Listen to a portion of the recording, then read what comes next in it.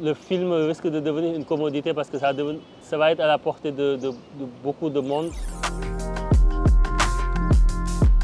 Mon nom est Dembel Sow, je suis réalisateur, cinéaste. Depuis toujours, depuis tout petit, j'ai toujours eu deux passions. Je dirais même trois passions, la lecture, l'art, c'est-à-dire tout ce qui est peinture, dessin et l'informatique.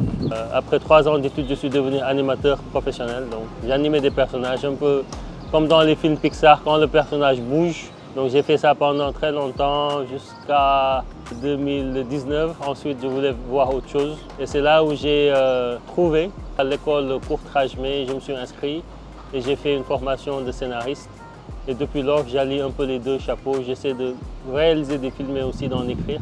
L'IA, pour moi, dès le départ, c'était un assistant, un outil. Ensuite, très vite, je me suis rendu compte que c'était peut-être un nouveau médium qui était en train de naître. Écoutez, we've been observing Earth for centuries, but honestly, we came to Senegal for the Teranga hospitality and ended up staying for the Cheboudienne. Ça a créé un moment de panique parce que je me suis rendu compte que la technique en fait devenait tellement simple qu'elle devenait à la portée de tous. Donc oui, effectivement, je pense que c'est la technologie la plus intuitive et la plus abordable. Il suffit juste d'avoir un niveau d'éducation moyen et on peut normalement prendre en main ces outils de manière assez rapide.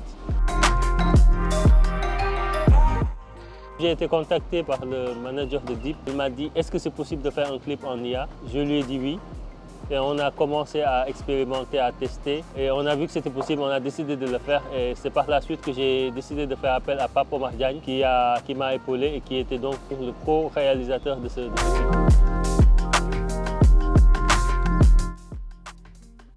Je dirais que c'est un couteau à double tranchant.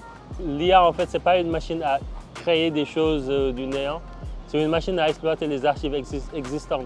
Ça peut être compliqué de recréer des archives si on ne les a pas. Si on n'a pas des photos des anciens bâtiments, eh bien, on ne pourra pas reconstituer ces bâtiments de manière exacte. Ce n'est pas comme en 3D où on peut avoir une représentation scientifique. Parce que l'IA est soumis à un phénomène qu'on appelle l'hallucination. Donc c'est un phénomène qui fait que l'IA va injecter des données un peu, je veux dire, parasites dans ce qu'on lui demande. Par exemple, pour le clip Tiaroy, si vous remarquez bien, les tirailleurs sénégalais portent des casques allemands.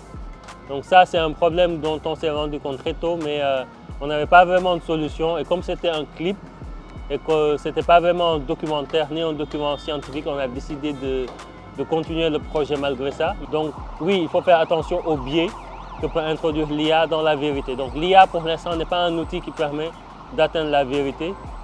C'est un outil qui permet de faire des choses spectaculaires, mais qui ne sont pas forcément scientifiquement exactes. Je suis équilibré. Je pense que, par exemple, pour le cinéma, qui est mon domaine d'activité, on va avoir une facilité à faire des films. Que le film risque de devenir une commodité parce que ça va être à la portée de beaucoup de monde. Donc on va avoir plus de films, mais on va avoir beaucoup de mauvais films aussi. Et donc c'est la même chose qu'on va avoir sur les réseaux sociaux où on a par exemple beaucoup de gens qui produisent du texte. Donc c'est un véritable risque de ce côté-là pour l'intelligence humaine. C'est une technologie qui en même temps va permettre d'accélérer le progrès scientifique, par exemple de trouver de nouvelles sources d'énergie, de nouveaux matériaux, régler les problèmes de productivité de manière exponentielle, mais en même temps, on va créer de nouvelles addictions. Par exemple, certaines personnes deviennent déjà addictes à ChatGPT, donc ça va créer de nouvelles maladies, de nouveaux troubles sociaux, mais en même temps, ça va accélérer le progrès humain.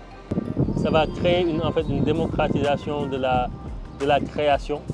Tout comme le digital aujourd'hui nous permet ici l'arrivée des appareils photoréflexes avec lesquels on pouvait filmer a permis au continent africain de commencer à produire avec le même matériel et le même équipement qu'Hollywood. Et là, ça va être une deuxième vague avec les effets spéciaux ou des films très très coûteux qu'on pourra faire. Ça va créer en fait une sorte de concurrence mondiale pour le cinéma.